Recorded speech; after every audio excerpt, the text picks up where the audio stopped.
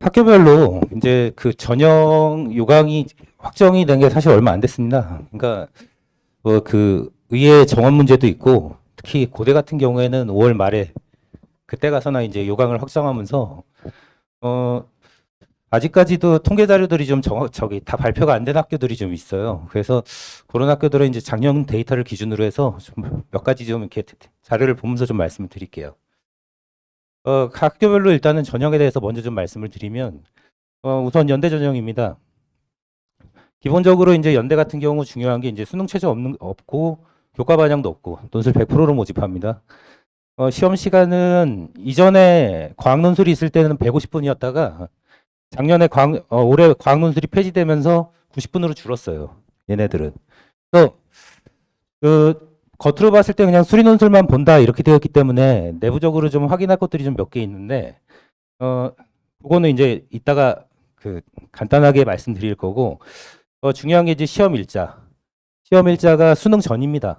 그러니까 10월 12일인데 이 뒤에 기술하게 될 그 시립대나 아니면 이런 학교들보다 더 뒤에요. 그러니까 작년 같은 경우는 9월 23일에 보면서 이제 원서 접수 하자마자 바로 시험을 봐서 거의 준비할 시간이 없었는데 올해 같은 경우는 원서 접수 이후에 약 한 달 정도 좀 기간이 있는 편이에요. 전반적으로. 그래서 올해는 좀 여유 있게 되고 출제 형식은 뭐 수리 논술 아까 얘기했고 출제 범위는 이렇게 뭐 수학부터 시작해서 뭐 학생들이 안 보면은 뭐 이런 것까지 다 출제하겠다라고 말은 이렇게 되어 있는데 요 뒤쪽은 거의 신경 안 쓰셔도 됩니다. 얘네들은.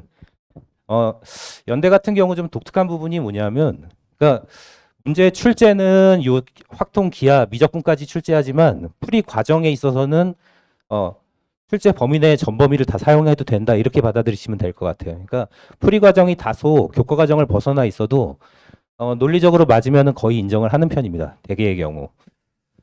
특이사항은 이번에 이제 그 얘네들이 그 과학 논술을 폐지하면서 문제 스타일이 이전하고 좀 많이 달라졌어요. 전반적으로. 이게 연대에서 학생을 모집하는 그러니까 어떤 학생들을 뽑고 싶은가 이제 좀 요게 좀 중요한데 모의논술에 다른 학교에 없는 단답형이 들어가 있습니다. 40점이. 소문항으로 6개. 그다음에 이제 서술형 소문항이 4개 들어가 있는데 배점은 뭐 조금 바뀔 수 있다고 쳐도 단답형을 올해 출제한다 그러면은 단답형이 논술에서 혹은 대학별고사에서 출제된 게 거의 전례가 없거든요. 얘네들이. 그러니까 이전에 건대에서만 조금 출제됐었고 그러니까 6년도 입시, 그러니까 95년도에 연대에선 아니고 서울대에서 본고사 볼 때 단답형으로 출제한 전례가 있어요. 그러니까 건대에서 단답형을 출제한 거랑은 좀 얘기가 다른데 연대에서 단답형을 출제하는 거는 이게 문제 스타일이 어떤 거냐면 좀 문제 자체가 좀 직관적인 거예요. 그러니까 뭐라 그럴까 이렇게 풀이 과정을 갖다가 막 이렇게 계산식을 쓰고 뭘 하고 막 이렇게 하기보다는 왜 있잖아요. 같은 계산이라도 좀 단순하게 쉽게 하는 애들. 혹은 문제에 딱 들어갔는데 아 이유는 모르겠는데 왠지 답이 이거일 것 같다. 약간 좀 이런 느낌의. 그러니까 쉽게 말해서 직관적으로 머리가 빠르게 돌아가는 이러한 학생들을 갖다가 서술형으로 평가하기 어려운 거예요. 얘네들이. 그래서 서울대는 논술을 모집을 하지 않고 이제 그 이전에 면접으로 바꿔버린 거였고 연대에서는 그런 부분을 갖다 단답형으로 평가하려고 그래요. 그래서 문제 스타일이 이전에 이제 그 특기자 전형의 쉬운 문제들이랑 좀 많이 비슷해졌는데 전반적으로 보면은 뭐 도형이 이렇게 생겼는데 뭐 여기서 뭐 무슨 일이 일어날 거냐, 뭐가 어떻게 될 거냐. 특히 이제 이산수학 쪽, 확률이나 통계 쪽 하다 보면 통계보다는 확률 쪽이나 경우의 수 쪽 하다 보면은 개수 세는 데 있어서 어떻게 하면 더 빠르냐. 보통 이런 형태의 문제들이 좀 많이 출제되게 되는데 그런 것들이 주로 해서 단답형 문항을 좀 구성을 하고 있습니다. 그래서 말 그대로 아이디어 생성이나 좀 독특한 풀이 과정, 그 다음에 수능 준비를 할 때도 보면은 좀 스킵이 많은 애들이 있거든요. 전반적으로. 이런 애들이 수학을 못하는 건 아닌데 이전에 논술에서 좀 많이 불리한 형태가 되긴 했어요. 기본적으로. 그러니까 이런 애들한테 제가 이제 말 그대로 머리는 똑똑한데 답안 작성이 잘 안 되는 애들한테 제가 얘기를 했던 것 중에 하나가 너네는 갈 데가 서울대밖에 없다. 왜냐하면 논술을 못하면 쓰는 걸 못하니까 면접으로 갈 때 이렇게밖에 없었는데 단답형이 40점이나 100점이 되면서 그런 학생들한테 좀 많이 유리해졌습니다. 그러니까 연대가 이전부터 서울대하고 공통적으로 생각할 수 있는 점이 뭐냐면 얘네들이 가장 선호하는 게 똑똑한 학생이거든요. 기본적으로 머리가 좋은 학생 얘네들은. 그래서 수학에 재능을 타고난 학생을 갖다가 놓치지 않겠다라는 의도로 보여집니다. 전반적으로. 그다음에 서술형은 이전에 출제된 거하고 비슷해요. 전체적으로. 그래서 이렇게 해서 시험 시간도 단답형 문제를 풀이하는데 많은 시간이 걸리지 않기 때문에 이전에 150분에서 90분으로 확 줄였습니다. 연대 작년 이제 논술 전형 통계입니다. 연대가 좀 특징적인 게 뭐냐면은 요겁니다, 요거. 유일하게 연대만 가지고 있는 특징이 충원율이 높아요. 그러니까 얘네가 가지는 두 가지 특징이 뭐냐면은 낮은 학과에 그 모집을 하지 않습니다. 예를 들면 이제 생과대, 뭐 식품영양이나 아니면은 뭐 의료학과 같은 낮은 학과들은 연대에서는 모집을 하지 않아요. 논술에서. 그러니까 아까도 얘기했지만 수학을 잘하는 학생을 뽑는데 식품영양 같은 거는 되게 낮게 되어 있기 때문에 학생들이 예를 들어서 나는 연대에는 가고 싶은데 성적이 좀 안 된다. 수학을 좀 잘 못한다. 이런 애들이 그런 데를 써서 합격하는 경우들이 있거든요. 근데 최저를 폐지하면서 그런 학과들을 모집하지 않으니까 대부분의 학과들이 공과대학 아니면 이과대학에 다 몰려 있어요. 얘네들이. 그래서 말 그대로 좀 실력이 없는 애들을 갖다가 논술에서는 철저하게 배제하겠다. 말 그대로 수학에서 승부를 보겠다는 데를 갖다가 전체적으로 빠르게 모집하겠다라고 하는 것들이에요. 인원수는 그 학과 내에서는 그렇게 작은 편은 아닙니다. 꽤 많은 편으로 모집하고 있고 경쟁률은 굉장히 낮은 편이죠. 얘네들은. 그러니까 이후에 보게 될 수시 2차의 학교들이 뭐 대부분 이제 한 100대 1 정도가 되는 걸 고려했을 때 연대 같은 경우는 보통 한 평균 한 25대 1 정도? 31.75대 1이 되는 거는 얘네들 때문이죠. 치과대하고 약대 같은 경우 100대 1이 넘어가니까 얘네들을 제외하면 한 25대 1 정도 됩니다. 전반적으로. 그래서 연대 같은 경우 요런데 작년에 그러니까 작년 충원율이 자연계 인문계는 거의 없고요. 자연계는 125대 1. 125%. 그러니까 10명을 모집하면 합격증을 받은 애가 10명을 모집하면은 22명이 되는 거죠. 합격증을 받은 애가 22에 23명. 그러니까 상당히 충원율이 높아요. 재작년에도 마찬가지였고요. 전반적으로. 치대 약대는 많지 않은데, 그래서 이런 일이 일어나는 이유가 뭐냐면, 그 영과고 애들, 특히 영재고 학생들이 연대에서 이제 그 내신이 좀 안 좋고, 내신이 안 좋은 대신에 수능이 좋은 이런 애들이 이제 연대 공과 계열에 많이 지원을 했다가 나중에 이제 의예나 아니면 다른 데 합격하게 되면은 그쪽으로 이제 옮겨갑니다. 그래서 학생들 같은 경우에 이제 그 중복 지원, 그 중복 합격으로 인해서 이동이 가장 심한 학교가 연대입니다. 얘네들 같은 경우. 그래서 작년에도 보면은 그 사실상 수학을 잘하는 학생들이 이제 내신은 크게 상관없거든요. 그러니까 작년에도 보면은 저희 학원에서 이제 연대 합격한 애들도 내신이 한 4점대 정도로 굉장히 낮았는데 보면은 수학 하나는 잘하고 수능이 좀 안 좋은 그런 상황이 돼 있어서 그런 학생들이 특히 그러니까 그 영재고나 그 과거 쪽에 많다 보니까 걔네들이 나중에 빠져나가면서 상당히 많은 충원율을 보여요. 요게 왜 얘기를 해두냐면은 고대도 비슷한 양상을 보일 걸로 보여요. 그러니까 고대는 올해 처음 논술이 생겼기 때문에 이런 자료들이 아예 없거든요. 전반적으로. 근데 고대 같은 경우도 보면은 이전에 이제 그 고대 논술이 있을 때 한 2년 전? 이때만 하더라도 수시 2차에서 얘네들은 수시 2차에서 가장 충원율이 높은 학교 중에 하나였어요. 고대 같은 경우에. 그러니까 다른 학교들이 한 10몇 프로 이럴 때 그때 고대 같은 경우는 막 20, 30% 가까이 이런 식으로 상당히 높은 편이라서 연대 같은 경우 기본적으로 좀 그런 애들. 그러니까 자기가 수학에 좀 이렇게 얘가 좀 머리가 좀 굴러가는 게 보인다. 좀 똑똑하다 이런 애들. 그러니까 내신도 안 보고 내신도 없고 수능 최저도 없기 때문에 내신이나 수능을 기준으로 얘가 이런 애들이 써라 이렇게 얘기하기는 좀 어려워요. 전반적으로. 근데 대략적으로 수능은 한 2등급 이내 정도 나오는 걸로 보이고 대략적으로 평균적으로 그다음에 아무래도 좀 문제풀이에 있어서 좀 이런 머리를 쓰는 게 좀 두각을 보이는 애들 이런 애들이 연대에서 올해 좀 많이 유리할 걸로 보여요. 그래서 연대 같은 경우 특히 올해 같은 경우는 이제 그 의대도 늘어나고 전반적으로 좀 자연계들에서 약간의 그 평균 성적 하향이 좀 있을 걸로 보여서 논술에서 좀 지원을 좀 많이 했으면 하는 게 좀 제 생각이긴 합니다. 우선적으로. 고대 같은 경우 올해 가장 문제가 되는 게 이제 수능 최저. 너무 좀 과합니다. 얘네들이. 그러니까 지금 현재 같은 경우 이제 수학이나 과학에서 선택 과목을 갖다가 가급적이면은 그 응시 영역에 대한 제한을 폐지하는 경향이 있는데 고대 같은 경우는 안 그래요.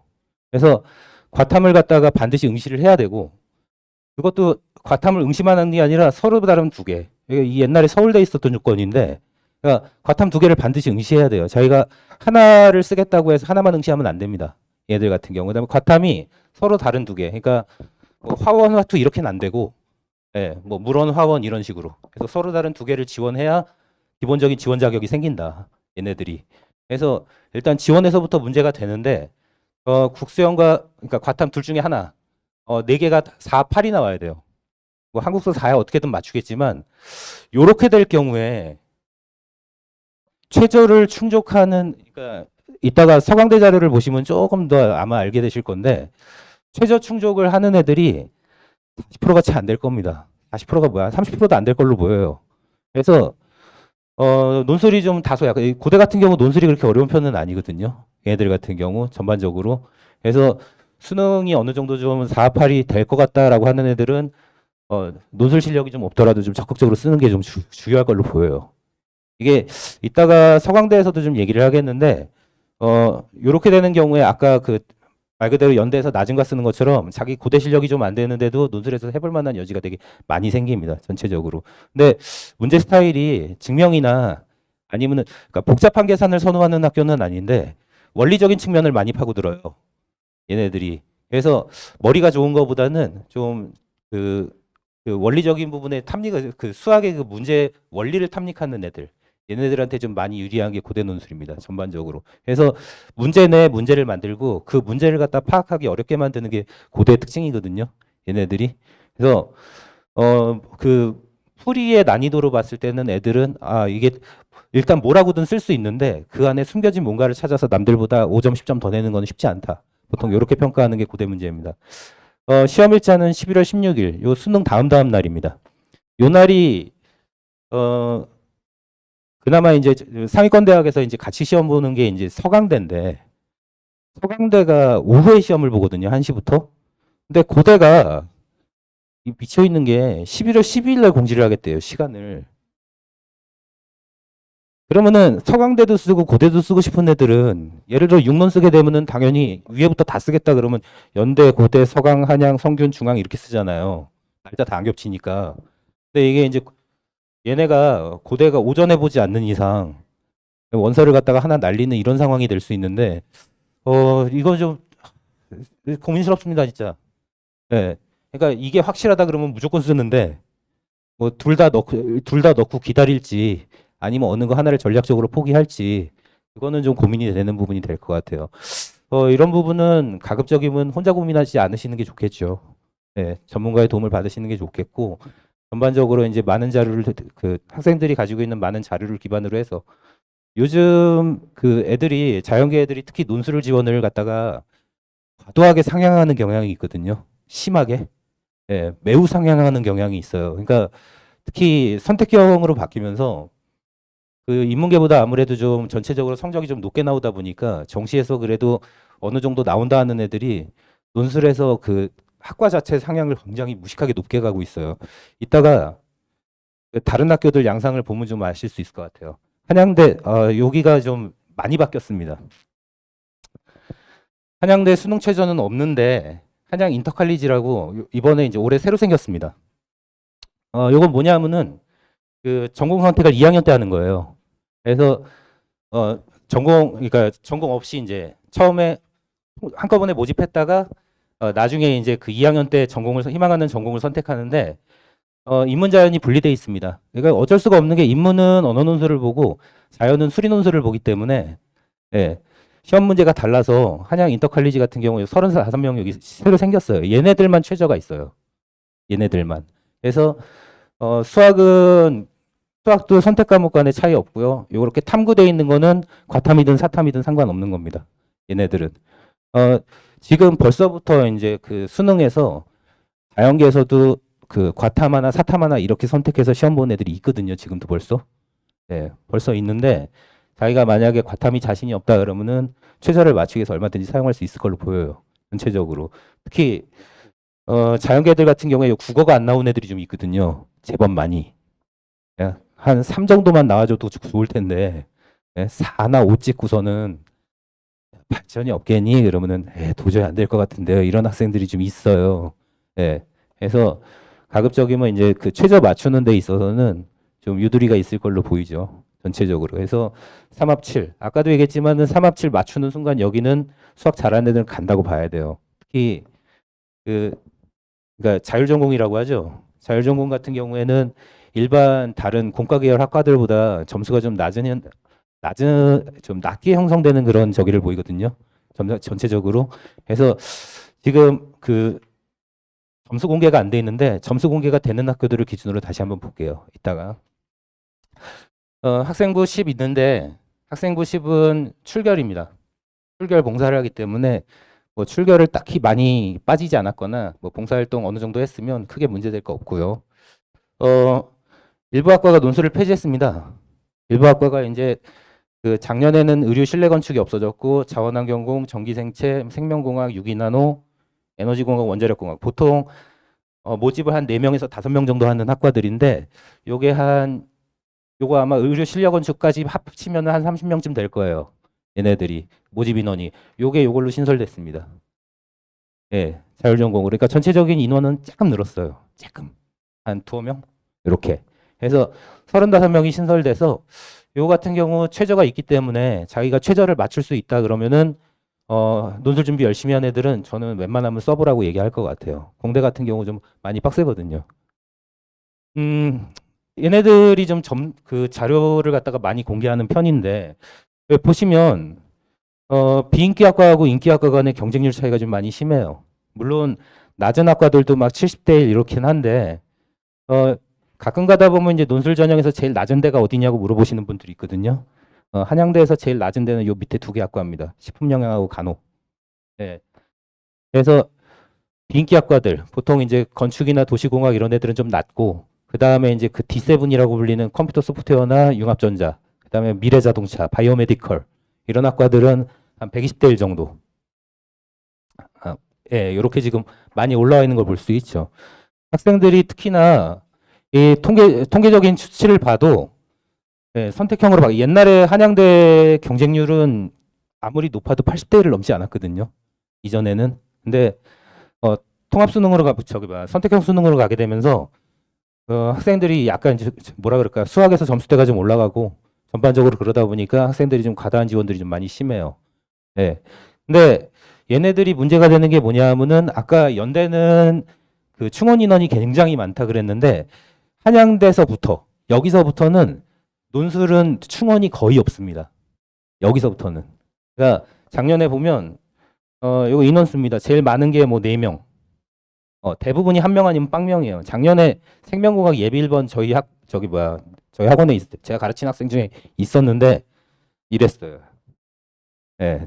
예비 1번. 걔가 마지막 문제를 갖다가 그 부주의하게 잘못 문제 질문 내용이 뭐 예를 들어서 확률을 구해라 그랬는데 뭐 확률 말고 경우의 수를 구했다든가 이런 식으로 문제를 갖다가 풀이 과정을 다 잘해놓고 마지막에 답을 오기 위해서 거기서 이제 점수가 조금 자기가 틀렸는데 아마 그것 때문에 자기가 예비 1번이 나온 것 같다. 그것만 맞췄어도 자기는 붙을 수 있었는데 이렇게 얘기하더라고요. 그래서 다시 한번 학생들한테 항상 얘기하는 게 한 문제 더 풀려고 생각하지 말고 문제 자기가 풀어놓은 거에서 감점을 줄여라. 한 문제 더 푸는 거는 정말 많은 공부가 필요하지만 자기 문제 풀이 과정 내에서 수정하는 거는 그 시간 내에 얼마든지 가능하니까 답안 작성 자체를 좀 전략적으로 해라. 그래서 그 답안 작성할 때 애들이 점수를 지키는 연습을 되게 많이 합니다. 전반적으로.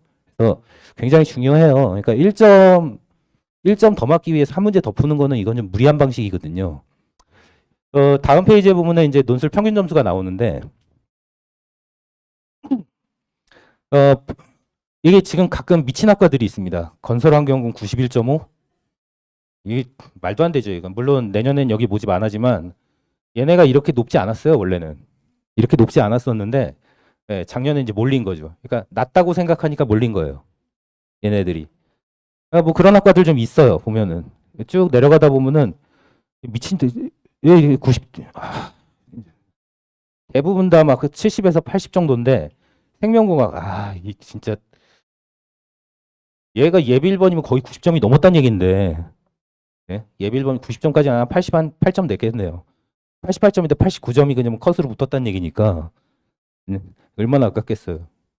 그래서 보면은 이렇게 논술에서는 하향 지원이라는 게 사실상 좀 뭐라 그럴까, 의미가 좀 어려운 경우들이 좀 많아요. 전체적으로. 그러니까 비슷한 학과 내에서, 뭐 예를 들면은 그 전기공학 전공하고, 그 다음에 이제 기계공학하고 보면은 거의 점수가 비슷하지만 전기가 살짝 높거든요. 근데 경우에 따라서는 전기가 더 낮을 때도 있어요. 얘네들이. 네, 2022년엔 그러네요. 그래서 그 정시에서처럼 두 개 학과를 놓고 자기가 여기는 높고 여기는 낮으니까 하나 낮춰 쓰자 이렇게 하면은 실패할 가능성이 좀 커요. 전체적으로. 그래서 내릴 때는 공대에서 자대 정도로 확 내려줘야 낮췄을 때는 그렇게 해야 좀 의미가 있고 가끔 가다 보면은 여기서 이제 제일 낮은 데 찾으시는 분들이 있거든요. 제일 낮은 과. 그래서 보니까 에너지공학이 68점. 조금 위에 보니까 미래자동차 77점. 그래서 에너지공학하고 미래자동차 이게 시험 시간이 다릅니다. 얘네가 시험 문제 난이도가 달라요. 그러니까 오전이 좀 쉽고 오후가 좀 어렵고 그 다음에 이제 오후 2가 좀 더 많이 어려워지는 이런 구조로 되어 있기 때문에 입시 일정을 모르는 상태에서 그냥 점수만 보고 판단하시면 안 돼요. 얘들 같은 경우에. 그래서 그러니까 이 중에 어느 게 높고 어느 게 낮을 거냐. 근데 그게 또 어떻게 바뀔 거냐. 이거는 학생들의 원서 접수 상황을 봐야 할 수 있는 거기 때문에 예, 개인적으로 뭐 여기서 이거 올해는 여기가 낮을 것 같으니까 여기를 쓰면 됩니다. 이렇게 얘기하기 매우 어렵습니다. 전반적으로. 그래서 다시 한번 말씀드리지만은 혼자서 판단하지 마시라. 네. 기출문항은 얘네들 같은 경우 이제 두 세트 나오죠. 두 세트인데 대부분 이제 다단 연계형 플러스 단문형은 뭐냐면은 다단 연계형은 문제가 이렇게 1번 이용해서 2번, 2번 이용해서 3번 이렇게 가는 거예요. 얘는. 그래서 1번 틀리면 2번 틀리고 2번 틀리면 3번 틀리고 이렇게 되는 연쇄적인 상황을 만들어내는 게 다단 연계형이고 단문형은 뭐냐 하면은 세 문제가 나오는데 세 문제간 연계가 없어요. 보통 확통, 기하, 미적 이런 식입니다. 대개의 경우에는. 그래서 작년에도 보면은 물론 시간대에 따라 좀 다르긴 하지만 확통 문제, 기하 문제, 미적 문제가 이제 골고루 출제된 이런 단문형 문제가 있고 그다음에 한 세트 정도는 제시문을 포함하는 연계형 문제가 있는데 요게 확통을 할 때 확통을 선택하지 않은 학생들이 대비하지 않는 단원을 잘 출제해요. 얘네들이. 그러니까 다른 학교들 같은 경우 특히 뭐 연대라든지 아니면은 그 중대 같은 경우는 일반적으로 좀 많이 사용하는 학생들이 자연계들이 기본적으로 하는 이런 것들을 많이 출제하는데 한양대 같은 경우는 애들이 잘 안 하는 거. 통계적 추정 중에서도 막 정규분포 같은 애들 잘 못하는 거. 그거보다 더 뒤에 있는 막 신뢰도 추정 뭐 이런 거. 그러니까 애들이 너무 끄트머리라 공식도 잘 기억이 안 나는 그런 쪽에서 좀 많이 출제를 해요. 작년에도 물론 한양대 보는 애들 같은 경우는 파이널 기간에 이제 연습을 시켜서 보내기는 하는데 문제가 어렵진 않다 그래도 익숙치 않기 때문에 되게 잘하진 못해요. 그래서 좀 지속적으로 준비를 할 필요가 있어 보입니다. 그러니까 일주일에 한두 문제라도 계속 풀어보는 거하고 마지막에 이제 그 한양대 시험이 11월 24일이니까 수능 다음 주거든요. 그래서 보통 애들이 이제 일정이 그렇습니다. 수능 끝나고 나면은 금요일 되고 금요일부터 토요일 날 보면은 토요일 날 고대하고 서강대 보고 일요일 날 성대하고 그 경희대 보고 그 다음 주에 월화수목금 쭉 저기 막 자기 그 다음 주에 공부하다가 토요일 날 어디더라? 중앙대 보고 일요일 날 한양대 보고 이제 이런 식이에요. 전체적으로 일정이. 그래서 그렇게 되는데 한양대 같은 경우 한 5일 정도 그래도 공부할 시간이 있다 보니까 그때 가서 확통하려 그러면 사실상 거의 안 됩니다. 대개의 경우에. 그래서 잘하려고 욕심낼 필요는 없어요. 문제가 어렵진 않기 때문에. 확통 문제가 굉장히 어렵게 출제되지 않기 때문에 잘하려고 애쓸 필요는 없는데 좀 꾸준히 했으면 좋겠어요. 그러니까 한 문제씩이라도. 특히 내가 논술을 보겠다 그러는데 일주일에 한 많이도 안 바래요. 한 30분? 30분도 필요 없을지도 몰라. 한 20분?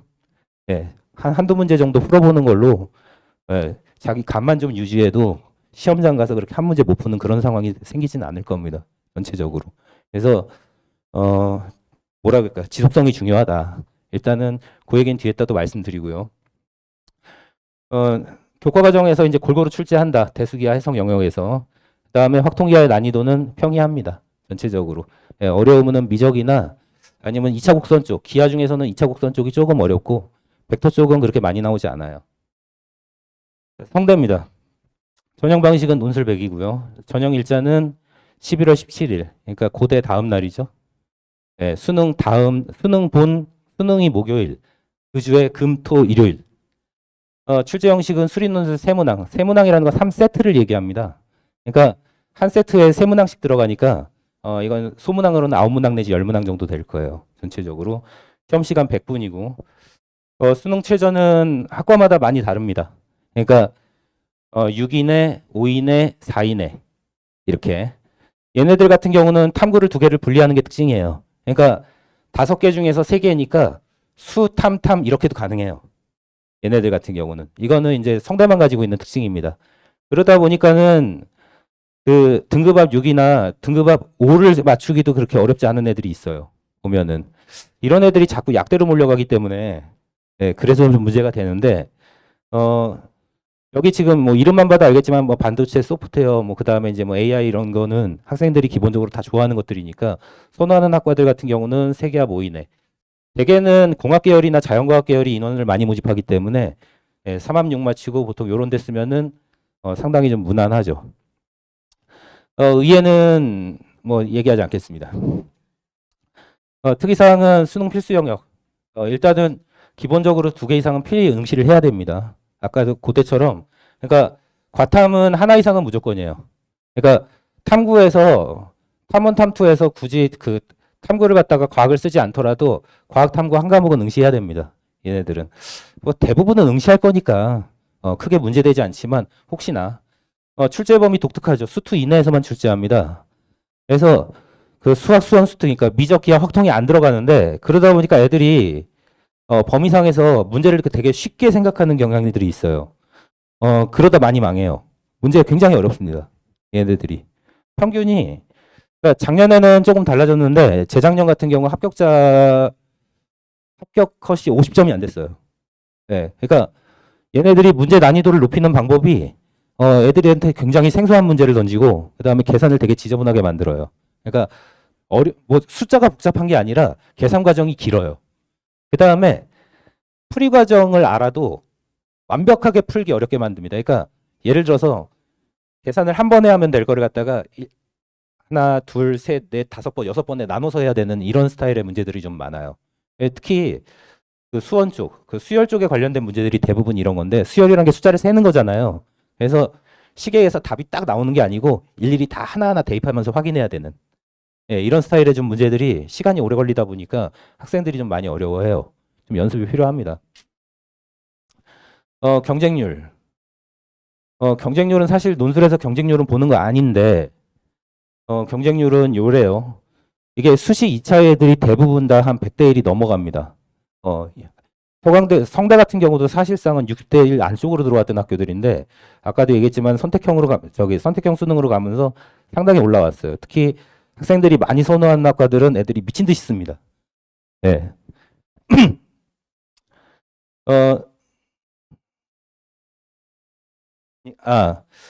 뭐 약대나 의예 같은 경우는 얘기 안 해도 뭐 공과 계열 같은 경우는 사실상 그 작년에 공과 계열 93 거의 100대 1 가까이 되는데 이거 생각보다 그렇게 어렵지 않은 게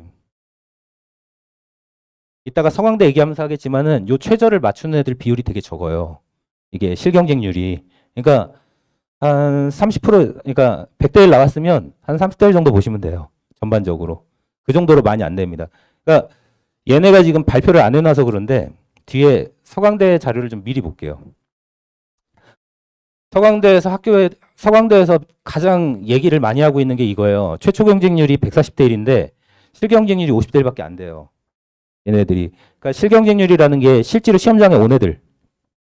그러니까 최저 충족하고 혹은 최저 충족 못할 것 같아서 왔다가 떨어져 나가는 이런 애들 다 빼고 실질적으로 답안지를 갖다 채점해 봐야 되는 애들의 비율이 적게는 한 30%, 많게는 한 50% 정도. 요거밖에 안 돼요. 그러니까 150명이 들어왔다가 그 중에서 70명은 떨어지는 거예요. 시험장에 들어가기도 전에. 그래서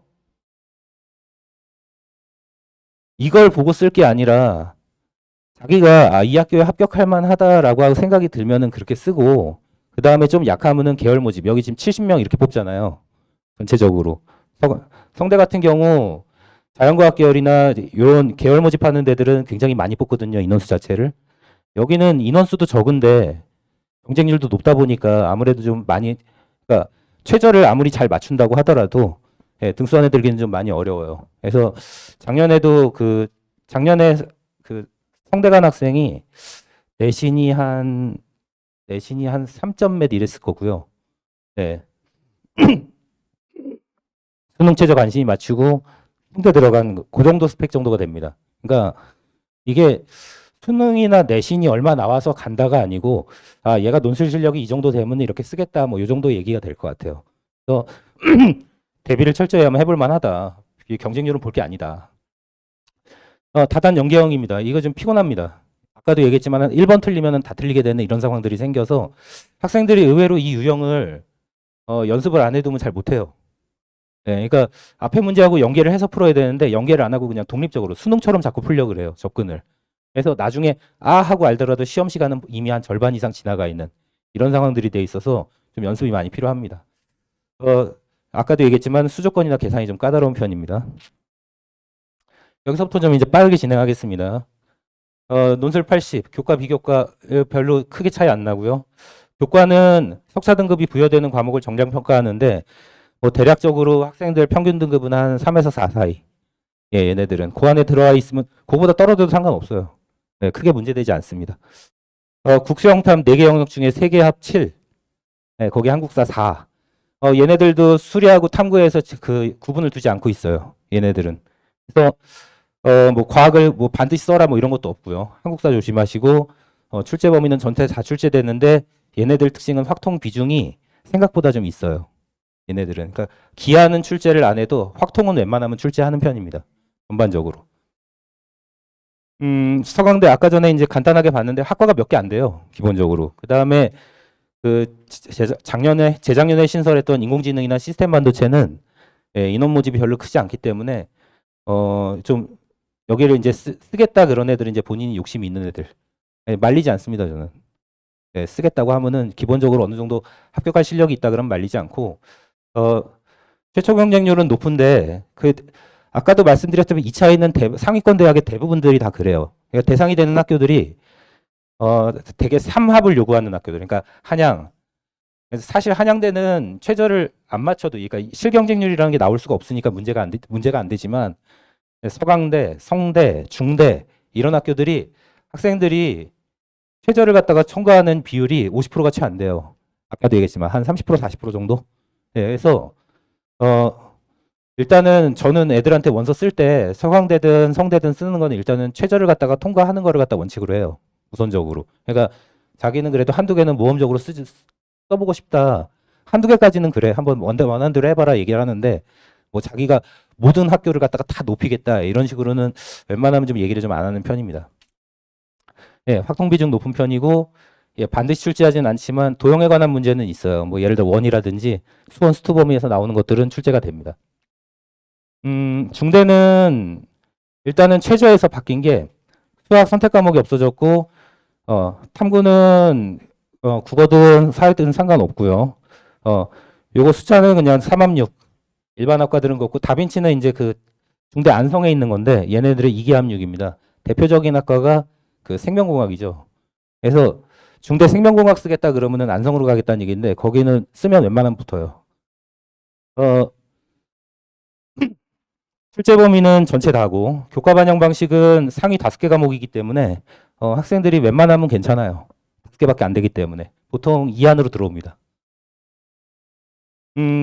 24년에 그러니까 얘네들이 전공을 좀 잘하는 그 자료 공개를 좀 잘하는 편인데 2024년도 그러니까 작년 통계가 아직 발표가 안 돼 있어요. 얘네들이 설명회를 그렇게 뭐 적극적으로 좀 하고 있지도 않아서 요거는 이제 그 재작년 결과입니다. 그래서 경쟁률은 뭐 작년에 보면은 조금 더 내려왔어요. 저기보다. 그러니까 아까 전에 이제 그 전주 한양대나 성대나 서강대보다 조금 더 내려와 있습니다. 이게 학교 레벨이 내려갈수록 점점점 내려갑니다. 얘네들이 점점점 내려가서 나중에 저 밑에 막 그 좀 낮은 학과들 되면은 낮은 학교들 되면은 막 30대까지 내려가지는 않고요. 한 60대, 50대 여기까지 내려가요. 대략적으로. 의학계는 당연히 높고요. 그 다음에 점수가 보통 이제 한 80점 정도. 예. 전기공학, 융합공학 얘네들이 낮은 거는 얘네가 이제 의대랑 같이 시험을 보기 때문이죠. 예. 그러니까 여기가 낮은 학과가 아니고요. 아까도 얘기했지만은 시험 일정을 고려해야 된다. 얘네가 절대 낮은 학과가 아니다. 그래서 통상적으로 그러니까 얘네들이 문제가 되는 게 좀 계산이 좀 많이 지저분해요. 아까 성대 같은 경우는 계산이 머릿속에 있어도 오래 걸리게 만든다 그랬는데 얘네는 그냥 지저분해요. 얘네들은. 예, 그냥 지저분합니다. 그래서 그 좀 뭐라 그럴까 좀 꼼꼼한 학생들한테 많이 쓰라고 하는 편이에요. 전체적으로. 그러니까 이런 학생들이 좀 어느 학교에 유리하다 좀 이런 것들이 학생들 입시 지도를 하다 보니까 자꾸 생기더라고요. 그러니까 스타일이 이런 스타일들이 이런 학교를 많이 갔어. 성대 같은 경우 성대는 좀 뭐라 그럴까 이런 카운팅. 그러니까 미적보다는 그 수원수투 쪽에서 수열 쪽에서 좀 재능이 있는 애들이 좀 많이 합격하기 쉽고 아니면 그림에 대한 그래프에 대한 이해나 중대 같은 경우는 그냥 엉덩이 의자에 열심히 붙이고 계산 열심히 하는 애들.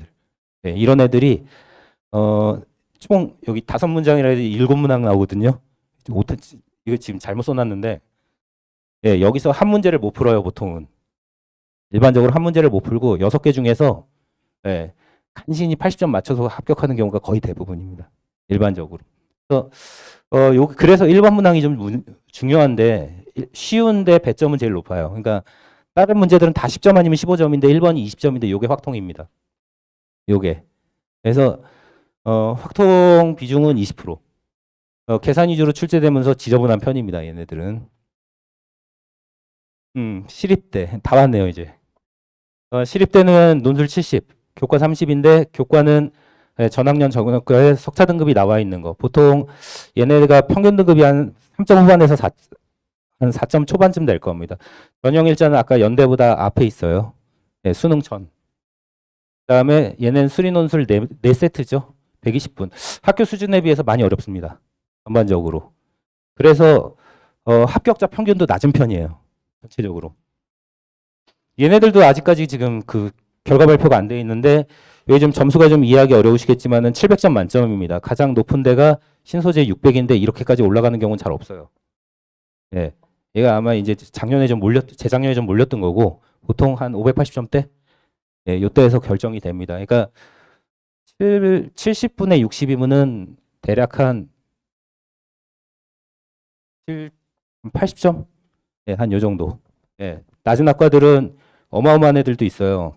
보면은 교통공학이나 이런 애들은 340점이면 절반이 안 되거든요. 합격자 평균이. 근데 이제 얘네가 쓰기가 무서운 게 한 3명, 4명이래요. 인원수가. 네, 그래서 평균이 그 연도별로 이렇게 보면은 들쭉날쭉합니다. 네, 막 340 됐다가 400대, 400을 넘진 않아요. 얘네들은. 그래서 시립대 같은 경우는 낮은 학과들은 확실히 낮다. 얘네들은. 그러니까 낮은 학과가 뭐 높은 학과를 갔다가 점수를 크게 역전하는 이런 경우는 벌어지지 않는데 인원수가 좀 적다 보니까 좀 용기가 필요해요. 전체적으로. 그래서 저 같은 경우에는 보통 이제 이런 낮은 학과들은 그래도 좀 이렇게 그러니까 점수가 한 내신 그러니까 정시로 봤을 때는 한 인서울이 좀 힘든 애들. 예, 인서울이 전반적으로 좀 어려운 애들이 수학이 그래도 간신히 한 아주대나 인하대 정도 갈 정도의 한 논술 실력이 되면 보통 일반적인 학과를 갖다가 쓰겠다고 얘기를 하면은 그러면은 이제 쓰라고도 얘기를 하는데 그게 아니라 좀 낮추겠다 그러면 그럴 때 이런 데를 쓰게 해요. 그리고 학생들한테 이제 그러고서 뭐라 그러냐 하면은 120분 시험 중에서 네가 문제를 풀 수 있는 시간은 60분밖에 안 될 거다. 나머지 시간은 한숨 쉬고 있을 거다. 손을 댈 수 없을 거다. 아마도. 그런 상황이 되는데 거기서 합격이 나온다. 네, 그런 줄 알고 푼 문제 열심히 쳐다봐라. 새로 풀려고 하지 말고. 아무것도 할 수 없을 때 그때 남들 손 놓고 있을 때 그때 그러고 있지 말라고. 보통은. 그래서 사실 모든 시험에는 시험장에서 해야 될 자기 행동이라는 게 있는데 예, 그런 걸 좀 지금 애들한테는 좀 많이 얘기를 하는 편입니다. 전체적으로. 대수기하 확통 얘네 확통 좀 많이 어렵습니다. 예, 그러니까 지금까지 얘기했던 모든 학교들 중에 확통이 제일 어려워요.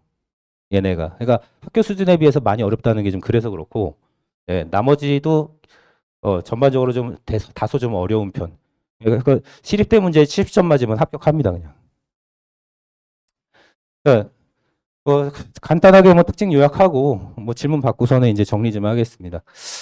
논술 전형 평균 경쟁률은 요건데 아까도 얘기했지만 상위권 학교들은 막 100대 막 넘어가잖아요. 그러니까 이제 낮은 학교들이 낮은 거죠. 얘네들은. 그래서 상위권 대학들은 보통 한 80대에서 그 정도. 내신은 크게 신경 안 쓰셔도 됩니다. 작년에 뭐 5등급, 6등급까지 가면은 공부를 좀 많이 안 한 거니까 예, 그런 애들이 합격하는 거는 솔직히 많이 보진 못했는데 5등급까지는 흔해요, 이제는. 네. 작년에 한양대 간 애들도 내신 5등급이었어요. 수능 최저 없는 학교들이 뭐 많은 거는 뭐 확인됐고, 네, 다소 좀 바뀐 것들이 있습니다. 여기서부터 좀 중요한데, 선택 과목 위에 논술 준비 과정이 좀 많이 필요해요. 지금도 확통이 안 어려운데, 확통이 들어있다는 것 때문에 논술을 포기하는 애들이 있어요. 제가 제일 안타깝게 생각하는 게, 처음 보면 당연히 힘들어요. 근데 언제까지 힘드냐? 시험 보는 그날까지 힘들어요. 절대 쉬워지지 않아요, 확통은. 네. 아무리 문제가 쉽게 나와도, 네, 학생들한테 확통은 자기가 수능 선택 과목이 아닌 이상 절대 쉬워지지 않아요. 네. 확통을 잘하기 위해선 두 가지 방법밖에 없어요. DNA부터 잘하든가. 네. 확통은 재능으로 하는 거지, 연습으로, 저기로 하는 게 아닙니다. 아니면 정말 많이 풀어보든가. 네. 재능을 뛰어넘을 정도로. 근데, 현실적으로 두 번째 방법이 힘들어요, 지금. 학생들한테는. 근데 이 어려운 상황이 누구한테나 똑같단 말이에요. 얘네들이. 필요한 수준이 확통 교과를 전체를 다 하는 게 아니라 정말 쉬운 수준. 예를 들어서 뭐 A, B, C 세 개의 난이도면 A 정도의 난이도만 조금 풀어봐도 되는데 그걸 지속적으로 하면 되는데 지금도 보면은 딱 들어와서 확통 문제 1번 딱 들어있으면은 해보고서는 당연히 안 풀리죠. 그 1년 만에 해봤을 텐데. 그래갖고 자기는 확통은 안 되겠구나 그래도 논술 시작하자마자 접는 애들 너무 많아요. 네. 일단 그걸 넘어야 합격 비전이 보입니다. 그러니까 작년에 제가 데리고 있던 애들 중계 지역에 이제 저희 학원에서 그 논술 그러니까 자연계 합격 비율이 좀 올라갔죠. 네, 작년에 좀 제가 많이 올렸죠. 그래서 전체적으로 했는데 이게 이 부분을 갖다가 제대로 준비한 게 큽니다. 기하학통을. 그러니까 미적 누구나 다 열심히 하는 거기 때문에 여기서 남들보다 두각을 나타내긴 쉽지 않아요. 왜냐하면 어려운 문제 하나를 더 해야 되거든요. 근데 학통은 쉬우니까 네, 조금만 준비하면 충분히 돼요. 근데 단시간엔 절대 안 돼요. 얘네들은. 그래서 지금 같은 경우에 저희는 거의 매일 하루에 매일 한 문제 정도. 그러니까 많은 시간을 투자하지는 않고요. 한 문제 정도 그냥 풀어주고 연습하고 정 부족함만 동영상 보강하고 뭐 그 정도. 네. 그래서 기본적인 문제들은 풀 수 있게.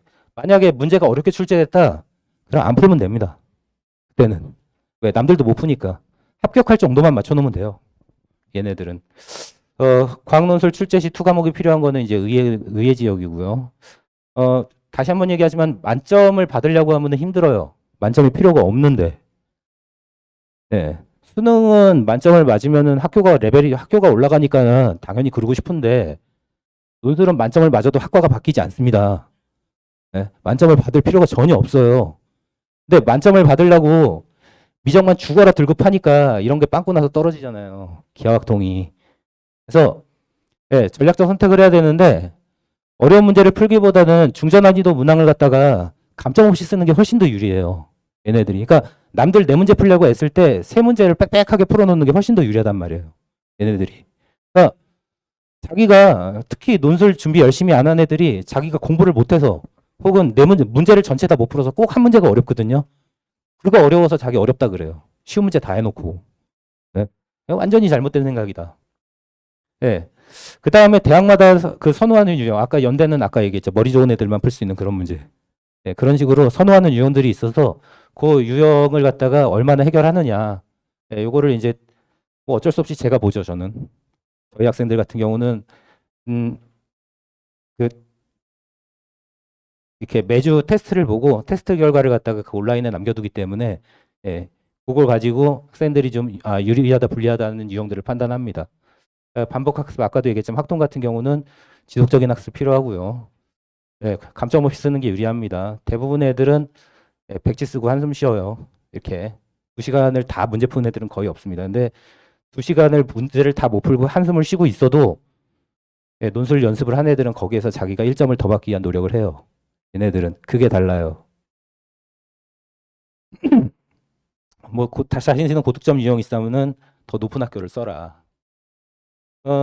수리논술 커리큘럼 간단하게 말씀드릴게요. 시즌 3 이제 이번에 개강하면 뭐 내용 정리는 이미 끝났고요.